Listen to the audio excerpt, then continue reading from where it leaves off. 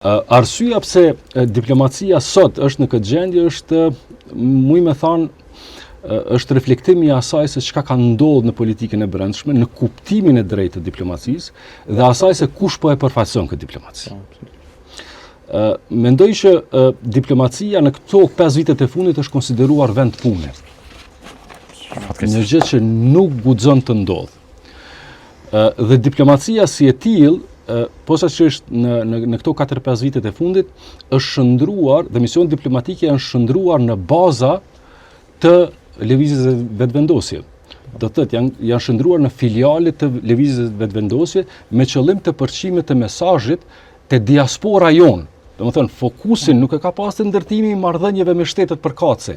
Me diasporën. Po me diasporën tonë, me qëllim të ndërtimit të një narracioni i cili pa dyshim se është treguar si i dëmshëm. Elementi i tretë të cilin e përmenda është se kush e përfaqëson diplomacinë. Dgjom, diplomacia një përqindje shumë e madhe është aparencë.